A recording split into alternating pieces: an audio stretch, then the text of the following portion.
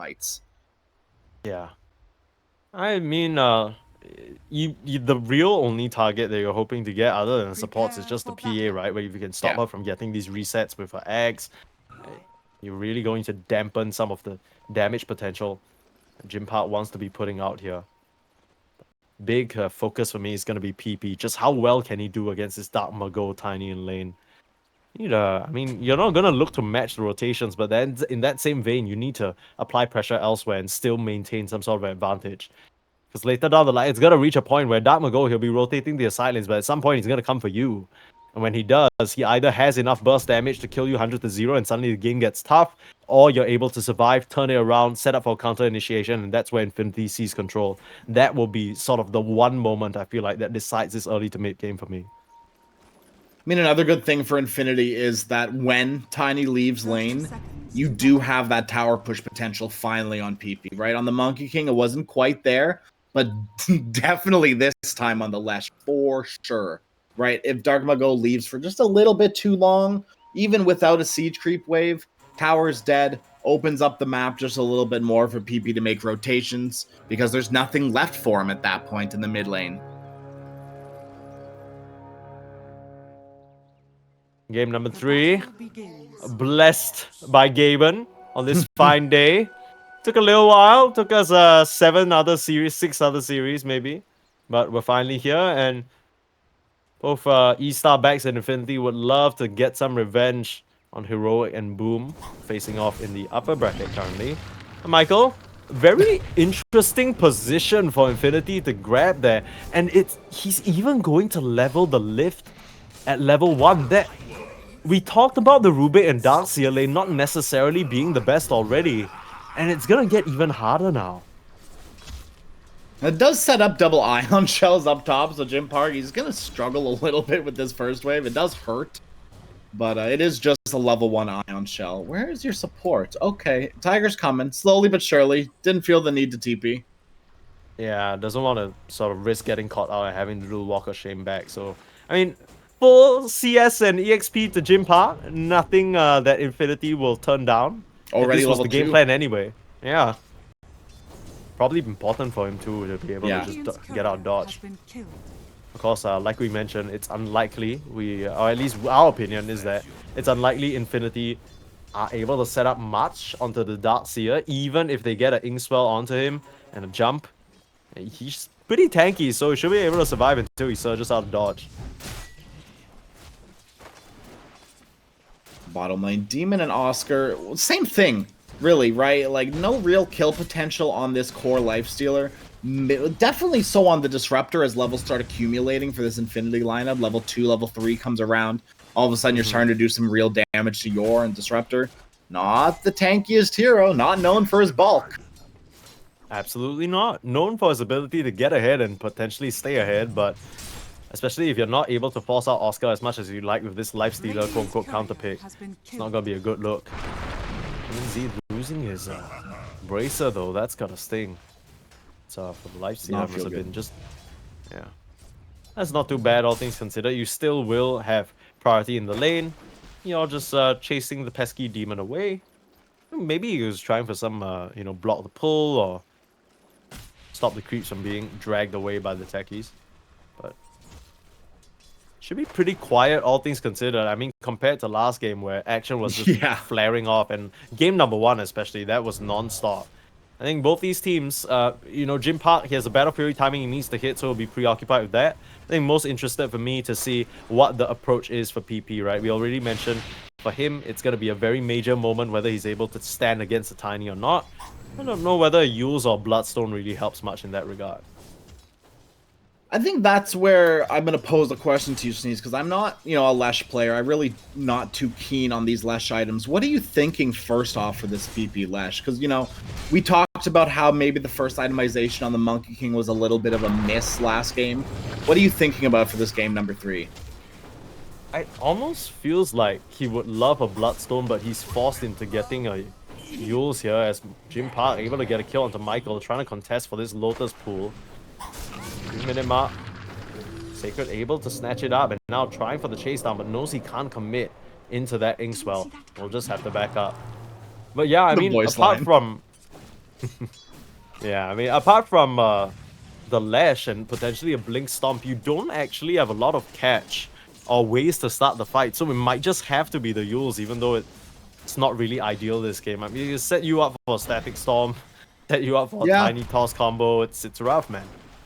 But the offensive capabilities on the Yules are quite good.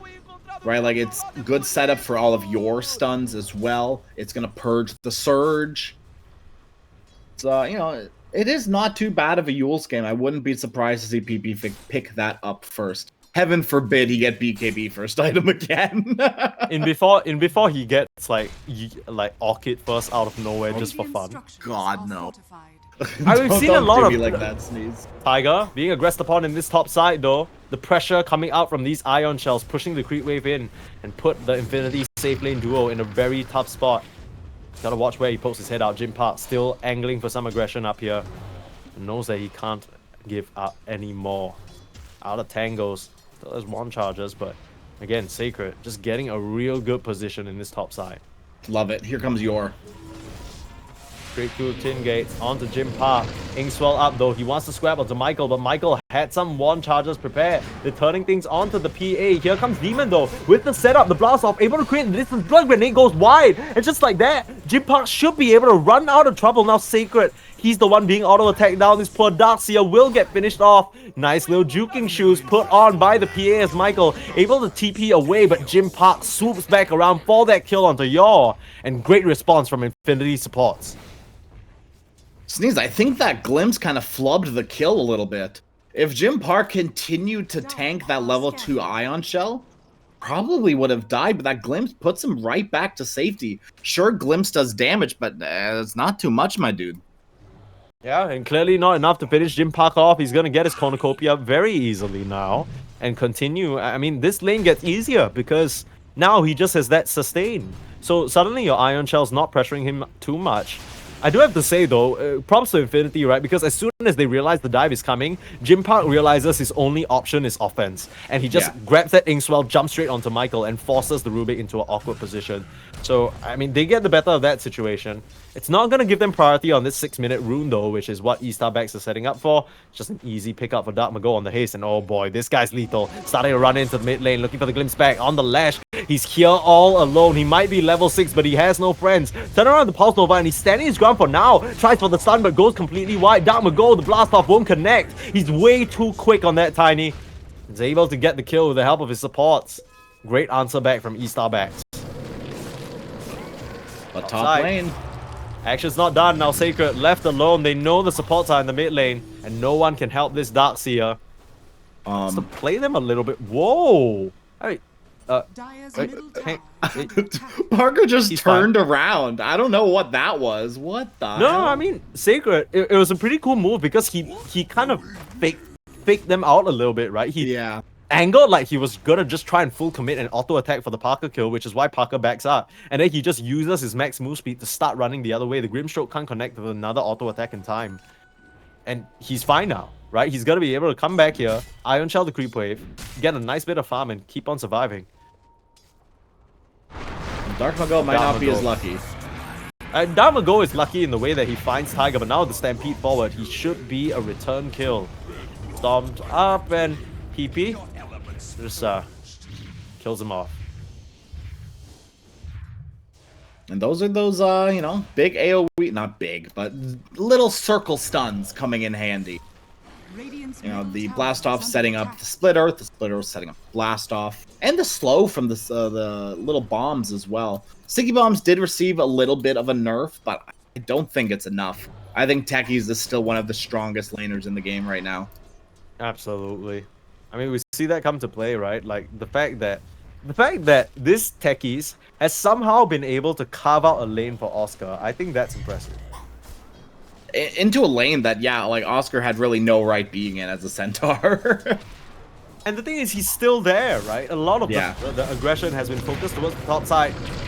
Use that wall of replica, but it doesn't seem like the Darkseer is going to find any purchase out of this attempt. Another great setup from the trio. I mean, it's a roving trio, but Tiger and Demon, wherever they go, death seems to follow. Look at that death in the mid lane. Darkmago with the setup. AD rune. Toss up into the sky. It's a nice infest gang from MNZ. A centaur out of nowhere. Gets that kill on the Lash. And the tips come through. Ooh, they're feeling themselves now. Eastabax now beating on this tier 1 tower. I love this from Eastabax, right? They recognize Darkmago. Unlike last time, he can't leave the lane. So instead, bring all the heroes to his lane instead, right? The supports, hell, even the carry. Everyone rotating to this mid lane to put pressure on PP, who we've already talked about is going to be integral to this Infinity lineup. He is pretty much a lot of their early game damage, magical damage at least. Oh, that feels so bad. Ah, yo. Gets the glimpse back on the and the voice line. The face. Oh, that's so sad. PP probably no more tips left, or he would have thrown one out. Yeah. A little bit of a flubbed glimpse earlier when they went to go into PP. Tips Yor already, and Yor gets some revenge for that tip earlier. Jeez. Hey, he's feeling himself for sure. Sneeze. I don't want to alarm you. We do have a Might few have to first hold that items. thought because somebody's dying on Rubik and the top side. Demon gets the setup and Jim Park snatches that kill. Darkmago's TP'd up to this top side though, and will get the return onto Demon. Traded out 1-for-1 for now. Nothing else to be found here. The Infinity supports continue their aggression, but this time they get answered. A nice return kill, right? It goes towards the PA, but Tiny getting gold towards his Blink Dagger is arguably bigger. Now, they can sort of start doing damage to this Tiny to start stalling out said Blink Dagger timing, but it's got to be now. So far, they still can't get the touch on him. That's one of the weaknesses of the Infinity lineup, like we mentioned. Not a lot of good catch. On the flip side, though, glimpse straight back into Sacred. PP in some trouble. Has the Inkswell with the blast off and Stampede coming through. He's doing quite a bit. The Avalanche will finally finish him off as Darkmago is the price to pay. Oscar finally joins the engagement, and it pays off big time. He's doing so much magic damage to them. And both supports just have to run, but here comes the Centaur. This is the real horse we're talking about. Glimpse back, and the Stomp up. Even though he has the Inkswell on him, MNZ doesn't care about that. We'll just work him down. Again, a beautiful rotation from the Lifestealer, getting involved early, and it's working out so well for Eastabax. Words I never thought I'd hear uttered. You know, you told me a year ago a beautiful rotation for 10 minutes from the Lifestealer. Like, what the hell are you talking about? But, you know, MNZ, he's making these rotations really, really count. Gonna get a tier 1 tower in the mid lane to boot. Nothing that can be done to defend it. Dude, the Lash lineup losing the tier 1 mid, in which it's not even him who kills it. That's really a sign of the game right now. And we did talk about this already, PP. He picks this with the intention of having some sort of response to the Darkmago rotations, but as you so aptly pointed out, Eastabax, they're like, yeah, you want to stop our rotations, the rest of us will rotate then, we don't care. We'll come to you. Darkmago still on the hunt now. It is a Battle Fury complete, but they know where Jim Park is. In with the Avalanche, toss up to the sky, and Michael should have enough magic damage to finish this off. Or does he? Gets that Blink Strike, but Jim Park out to safety. This is a disaster. They're gonna lose Darkmago as well. That Static Storm should be able to finish off the PA, and Yor will at least clean that up. Makes it, I don't know whether it's worth it, but at least you get your initial target, Infinity. They claim a whole lot more though. Yeah, that's one of those where you all, like in your pub, you all chat, we got our man just to make you feel better. But that was not a worthwhile trade at all. Sure, you get the PA, but that Blink Dagger timing on the Tiny has been delayed. Now, just by a little bit, but that's a minute. That's 2 minutes that you have PA free farming. She's dead. She's not right now, but as soon as she comes up, she's free farming. No fear of the Tiny Blink Dagger. No fear of Static Storm. What's there to fear at that point from the PA? A Darkseer wall, I guess? But that's it. Little bit of time for Jim Park is going to go a really long way right now. I think the most important part about that entire initiation is that the PA dies at the end, but it's the Disruptor who gets solo EXP. So, okay, whoopee, more points into Kinetic Field. Like, who even cares? You need those resources on your Tiny who's spending so much of his just existence right now trying to hunt, trying to set up. And we've seen what happens when Tinies aren't able to connect, or at least have to routinely give their life away for the cause. It's not that bad if you get the kill first, but if you don't, you're essentially giving away all your priority to your supports. Now, it is creating quite a good bit of space for MNZ and Sacred to get farmed up, though. Maybe playing a bit more sacrificial this time, Margot. I'll see how that works out for them. Sacred now working on a humongous stack. I'll take that. And lots of ancients there as well. Jeez Louise. These are the stacks I was expecting last game, Sneeze. Not these, not those little stacks. These big ones. What was that, a 3 stack in the ancients? 3 stack? Can't see how many black dragons there are. I think there's 2. I think it's a 4 stack. It's going to be a lot of gold for Sacred. I think he's going to go pipe next item, it looks like, with that Hooded Defiance queued up. Already has the mech. A little bit more gas in the tank for your team fights. The burst potential from Infinity. You know, maybe all of a sudden you think you're full to zeroing someone and pop a little mech. Fight turns around and you're done so at that point. And if you use all of your slew of abilities, can't get a kill, you're done. I mean, both these teams, they just need to outlast each other, right? Like that's the whole situation of the Lash. If he's able to mow you down before you can kill him, it's gonna be a real rough situation. But for now, let's see what he does end up getting up here. Okay, so completely off the mark here. We're not seeing a Yules. We're not seeing a Bloodstone. We're seeing a Kaya Eternal Shroud. Interesting. It's not necessarily what I had in the books, but it's not too bad. Right, there is quite a bit of magical damage coming out from Eastar back, so right now the priority for PP is to live. He did have a raw blink queued up originally, and that's what I was a little bit afraid of. Was just a blink rush on the Lash, and all of a sudden you fall off because you just have a blink and no survivability. But the Kaya isn't going to do too much in that survivability aspect either. Demon gets caught down here in the bot side. Glimpse back now. He will blast off, but the tree will follow him, and he gets easily picked off. Good setup there from Yor. Getting another one for Dark Mago. Things are coming up mid. On to PP now. Another setup. Sacred's joined the fight, forcing the Stampede out. We'll try and turn around, throw out some damage. He's got to watch himself. The wall will slow him down. And now the surge forward. He gets a bit too caught. Sticks around a bit too long. I mean, he could have full retreated there with the Stampede, but he decides to turn around, get cheeky with it, and get slapped. That's what you get for being a little cheeky. Well, sometimes your cheekiness bites you in the butt, and that's exactly what happens there. It's a little bit of a misplay from PP. It's going to start adding up. Oh my goodness, and if this results in an Oscar kill as well, the Storm will hold Dark Mago at bay. Nice blast off, but they pull him straight back into the Static Storm, onto the techies as well. And there's no way in hell Jim Park can get involved here. And E-Star back, just all over Infinity. Yeah, this is the mid game that E-Star backs were looking to hit. Right, as soon as Tiny gets that Blink Dagger, they are willing to make a move anywhere on the map behind your tier 2 towers. Why not? Like, who's gonna fight right now, right? We've already talked about PP. He's got this damage item, not no survivability. But when all of a sudden 4 heroes show their face, you're not feeling confident to take a fight on Lesh. Jim Park is nowhere near ready yet either. Yeah, it's a real tough situation. We talk about this Lesh timing, and with this unorthodox item build, it's kind of felt a bit derailed, right? Most of the time you think, okay, I get Bloodstone, I'm ready to go, but this Eternal Shot build up post Kaya, it feels like a bit of a road bump that Infinity, they haven't really gone past right now. They still will smoke up, backing up their Lash, and hoping for a bit of a fight there. Jim Park, he's joined the fray. Only with a BKB though. I mean, yeah, sorry, only with a... Okay, well, I mean, they'll get the Disruptor. Nice ward on the high ground will find them that kill. But again, Jim Park, I'm a little bit worried about him, because if he jumps in all willy-nilly, he doesn't actually have anything. He's very susceptible to just being burst down. Yeah, I do like what Infinity are doing though with Jim Park, right? He's not hitting the tower. They don't necessarily know that Jim Park is here. They could think that he's farming up at the top part of the map. But he's farming in an area in which he can join the fight and still free farm. Sure. Right? There's no point to be farming your jungle right now when your team is ready to fight.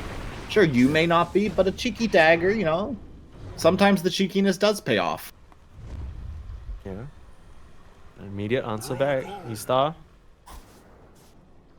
Don't want to let go of this hold that they have on the game right now. Less than 1k gold lead towards Infinity. This minefield will spot out the rotation coming. Demon has it all mapped out. The plans will be foiled. by some meddling bombs on the ground. Such an annoying hero. This rune now. PP, they don't know he's around in the storm. Oscar gets the setup onto Damago. Static Storm though, stopping it, and the stolen Stampede. They're starting to run away, and it's a huge avalanche onto both the horses. They're still living through it, but PP can't survive. Overwhelming damage of MNZ contributing to the fight. They kill off Sacred though. PP was able to work him down, and now the Infest onto Damago. Jim Park biding his time. Looking at that Tiny, he's very low, but wants to kill off Michael first. Should have their eye on the Rubik. You're in a very awkward position. The Tiger, even worse off, will get collapsed upon and killed off. Michael able to get out of trouble. Oh, Don't do it. Trying to bait. Demon coming in. Doesn't have mana for any mines though, and he's just gonna die.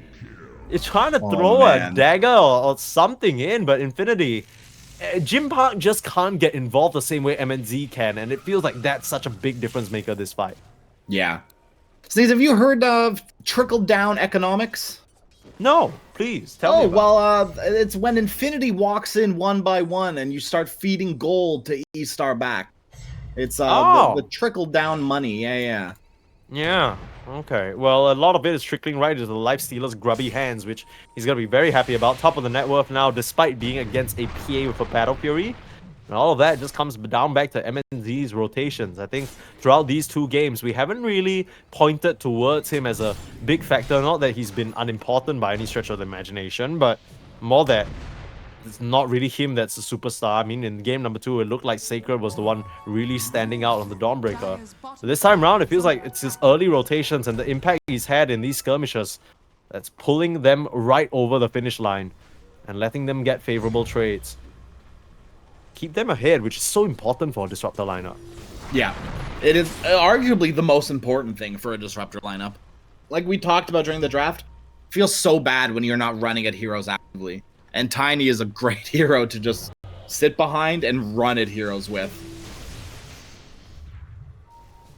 Pipe complete now for Sacred, so he's going to be even tankier. Still a lot of mines to work through here. This area highly contested. E-Star backs, they understand the importance of the triangle for a PA with a Battle Fury. They don't feel quite comfortable continuing to breach into that yet. Might just be waiting for that Dark Mago BKB. Look at this dire sentry in the triangle, dude. It is so sad to see. That's like, what, a pixel off that Observer Ward? Yeah, that's painful. They have no idea that they're just being spotted both of them are. Right, but both these wards, dude. That's insane. I mean, Infinity's sentry ward nearer to the top of the triangle was put in that particular position to spot out the potential high ground ward as well, right? But that's one of those things you watch back in the replay and you're kind of annoyed. Yeah. But that's all you can be. Yeah. Yeah, exactly. It's honestly, it makes me paranoid in my games when I play support. It's one of those, like, I gotta get every inch of the, and it's a mind game for sure. Yeah. I mean, that's the one that Demon is playing right now. He's just relying on his proxies to hold that area down. MNZ though, Radiance and his little armlet completed. Should have the BKB flying out to him in just about 20 gold, whenever he chooses to finish off this tower. Commit for it now, and Infinity, they aren't really in a position to defend. They've spent most of their time holding this high ground area on the triangle, daring Dark Mago to come out, but oh, that steal from Michael might have been a little bit of a boo-boo, because they'll reveal that they have vision on him on that high ground. But I guess that's the intention. They just want to clear out this area. Yeah. I'll just take control of this small little part of the map. Where PA, like we talked about last game, PA loves to farm the triangle. Control the triangle, very important for E-Star backs. Gets these tier 2 towers, and that's exactly what it should open up both this tier 2 mid, as well as the one bottom if they so choose to go take it after the tier 1. Dire's structures are fortified.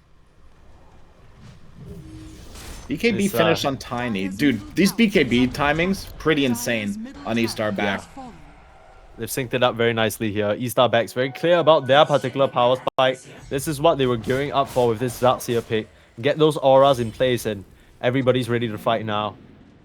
You got glimmers on both supports to keep them safe against the PA, making it very uncomfortable for her. She essentially has to keep a dust in the pocket over something like an infused raindrops, which could be such great value this game, right? And it's not ideal. Michael, I'll try and... Oh my... Bye. Okay, first 2 Deso charges, very nice.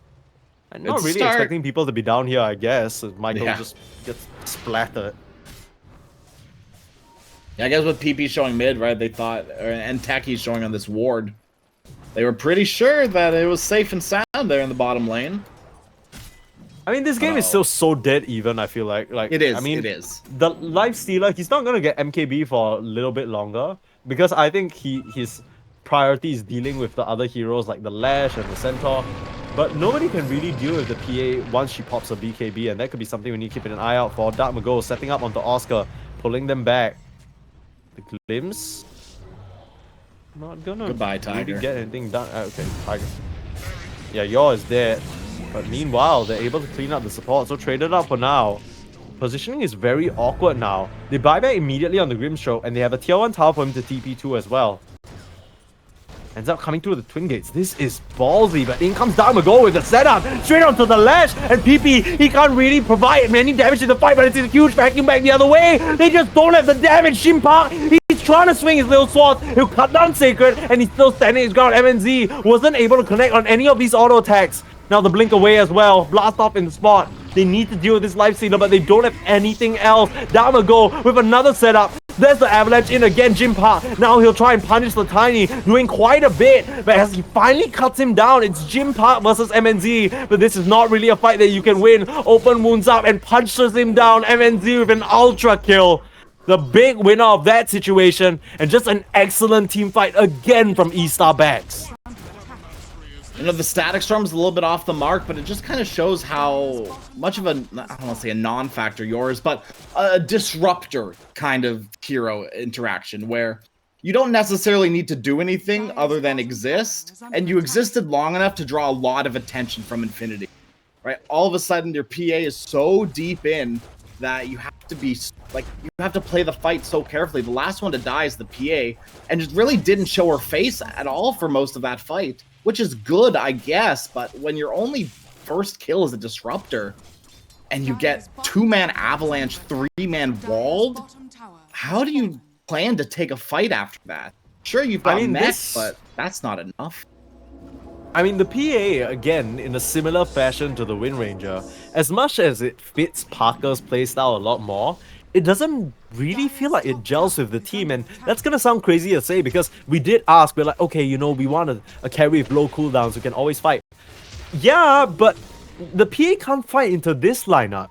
You can't really commit into this lineup. Even with the BKB, we saw her struggle a little bit, and as these timers start running lower, it's just gonna be harder for her to burst her targets within that time frame.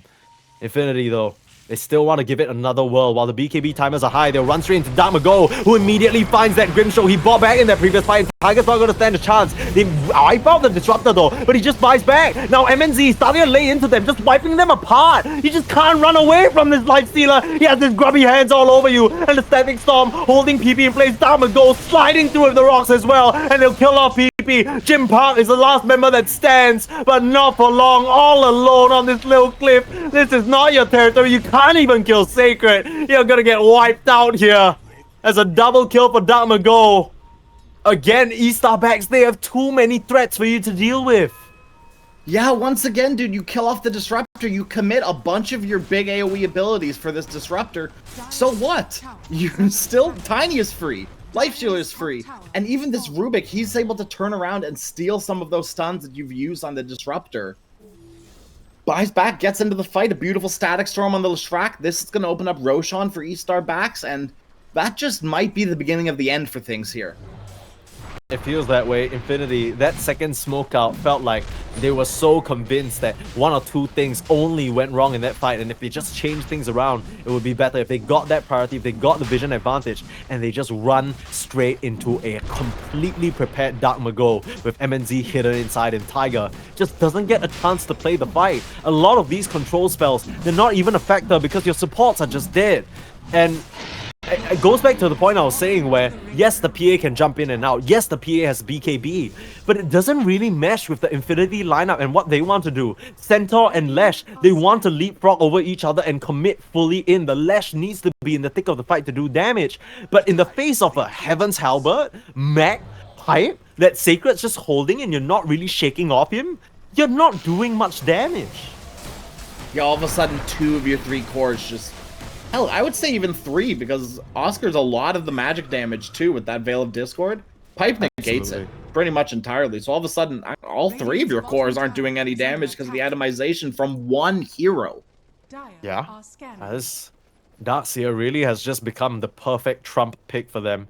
Oscar, he has a BKB now, which, yeah, sure, it's gonna allow you to survive a bit longer in the fight, but it doesn't really contribute to the damage. It doesn't really contribute to the big problem that you have where you can't deal with MNZ. Who is killing MNZ? This Lifestealer has been completely untouched this game. He's 13-0-5, Crash. This is an outstanding performance from this carry player. This is the best performance of Lifestealer I think we've seen all close quals. At least we've seen all close quals. Yeah. I'm sure there's better. I mean, this hero has looked amazing, but yeah, particularly here, the MKB complete as well means that the PA will just be that much easier to kill off.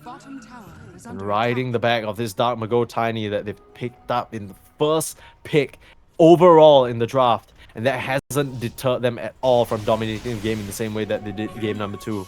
It's just something that's so comfortable for him, just blinking up to the high ground. He doesn't care. You have to be careful of those mines, so you can't dive too deep. But as long as you just stay here, hit the tier 3 tower, you're fine. Just don't go too deep. Yeah. Instead of that Pipe Aura helping you out a little bit there. A lot of the resistance from that Rage as well. He's coming back. Infinity looking to hold. They have to. Really doesn't feel like they can afford to give this one up. I want to try and get maybe a jump on the Dark Mago if he presents himself a bit too far forward. Or watch Oscar for that storm. Waiting for his opportunity on the sidelines, waiting for the setup of the Rage immediately. MNZ plays his limits. Dark Mago will stick around, but quick blink out. So fast on that Tiny. MNZ's just gonna go back, open wounds the creeps, and go right back into these racks. There's nothing stopping E-Star backs. Right? They've just won 2 fights very single-handedly. So they're feeling very confident to take this high ground and take this next fight. Yeah. As long as Rage is off cooldown, it's free real estate. And that's exactly what it'll be. Infinity lose their mid racks with no real response against this Lifestealer Aegis. Had the E-Star Bags in a real rough position after game number 1, but bouncing back. MNZ and the squad not deterred by the fact that their captain Stinger no longer with this stack. Still able to regroup, come up with a good solution to what Infinity have put on the table, and Infinity haven't really looked the same since game 2. They haven't really looked the same since game 1. I would say, like, game 1 was their peak, and they've really fallen off. Jim Park has not had even a semblance of the showings he had in game number 1. It has been the MNZ show since. Yeah. Just ban out all his heroes, those TAs, those Linas. The early active heroes that love to ramp up and get involved, and suddenly we're seeing him a bit out of salt with what he can get done. Stampede committed. You glimpse back onto PP, you try for the storm now. You might be in some trouble, but the Glimmer keeps him safe. Again, a bit of a flubbed initiation from Infinity. Meanwhile, Jim Park trying to jump the backlines on Dark Mago. But uh-oh. Starting to chase down. There's an AD rune on this PA, and she's playing her limits well. With that Aghanim Scepter still trying to jump around, pop that BKB and swipes down Mago. Jim Park, is this the hero performance that he needs? Starting to square up against the Lifestealer, but he doesn't have help, and he doesn't have damage against the MKB. Even if you killed him off, he still has a second life. And Infinity, the rest of their squad, they used Stampede to retreat. They didn't have anything they could give to him. And 65 seconds without your hero now, without your big bad carry.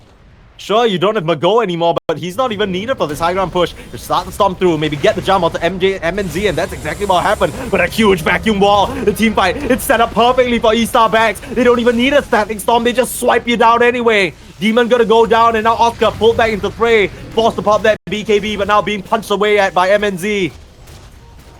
Again, this Lifestealer is becoming too big of a problem here. PP dares to step up to him and might live to regret it or die. He's just gonna get killed off. The Tiger can do nothing but watch. Oh, he's Now Glimpse gonna back. die for it. He's gonna die as well.